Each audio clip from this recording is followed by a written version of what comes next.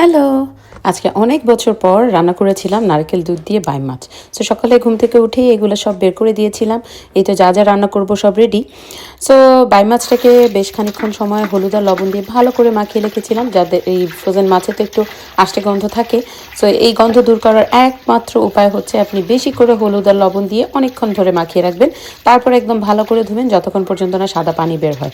একদম পরীক্ষিত আষ্টে গন্ধ একদমই দূর হয়ে যাবে। সো আমিও তাই করি প্রত্যেকবারই মাছ, কারণ অনেকে ফ্রোজেন মাছ নিয়ে কমপ্লেন করেন খাওয়া যায় না, গন্ধ। সো তাদের জন্য এটা একটা টিপস দিয়ে দিলাম। আমি একদম গ্যারান্টিড যে আপনার মাছের গন্ধ দূর হবে। সো শুরু করে দিই রান্না। প্রথমে তেল দিয়ে পেঁয়াজ নিয়ে নিয়েছি।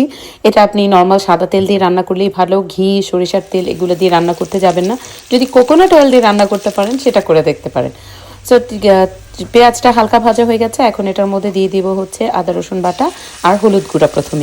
প্রথমে হলুদ গুঁড়া আর আদা রসুন বাটা দিয়ে বেশ খানিকক্ষণ সময় ভেজে নেব। অন্যান্য গুঁড়ো মশলাগুলো কিন্তু সরাসরি তেলে দিব না। আপনারা দেখবেন যে অনেকেরই তরকারির রং সুন্দর হয় না, তার প্রধান কারণ হচ্ছে তেলের মধ্যে জিরা, ধনিয়া আর শুকনো মরিচ এই তিনটা একদম তেলের মধ্যে প্রথমেই দিয়ে দেওয়া। এই তিনটা প্রথমে তেলের মধ্যে দিয়ে দিলে একেবারে তরকারির রং কালচে হয়ে যাবে, সুন্দর হবে না। সো এই জন্য সব সময় এই পদ্ধতিটা অবলম্বন করবেন যে প্রথমে আদা রসুন আর জিরা হলুদের গুঁড়াটাকে কষিয়ে তারপর একটু পানি দিয়ে বাকি মশলাগুলো দিবেন।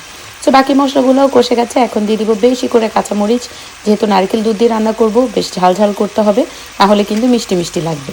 সো কাঁচামরিচ দিয়ে সাথে বাইম মাছগুলোও দিয়ে দিলাম। বাইম মাছ দেখবেন যত বড় হয় তত খেতে মজা। সো দিয়ে এখন অল্প আঁচে কষাবো, এবং কষানোর সময় কিন্তু একটুও পানি ব্যবহার করব না। নারকেল দুধ দিয়ে অল্প অল্প করে নারকেল দুধ দিব আর কষাবো, এবং বেশ সময় নিয়ে কষাবো। আমি প্রায় আধা ঘন্টা 40 মিনিটের মতন এটাকে অল্প আঁচে অল্প একটু করে নারকেল দুধ দিয়ে দিয়ে কষিয়েছি। এই রান্নাটাতে কোনো তাড়াহুড়া করা যাবে না, তাড়াহুড়া করলে হবে না। সো আমি পিছনের চুলায় অল্প আঁচে বসিয়ে দিয়ে অন্যান্য রান্নাগুলোও শেষ করে নিলাম। সো যখনই দেখবেন যে তলে একটু লেগে লেগে যাচ্ছে, তখনই একটু উঠিয়ে হালকা করে একটু দিয়ে দিবেন হচ্ছে নারকেল দুধ। সো এরকম করে 40 মিনিট পরে যখন দেখবেন যে আপনার মাছ থেকে খুব সুন্দর একটা গন্ধ বেরোচ্ছে, তখন একটু হালকা করে ঝোলের পানির মতন করে নারকেল দুধ দিয়ে ধনিয়া পাতা, আর আবার যদি আপনি চান কাঁচামরিচ দিতে পারেন, না হলে জিরার গুঁড়া আর ধনিয়া পাতা দিয়ে আরও কিছুক্ষণ রান্না করে তেলের উপর উঠে আসলে নামিয়ে ফেলবেন মজাদার নারকেল দুধ দিয়ে মাছ।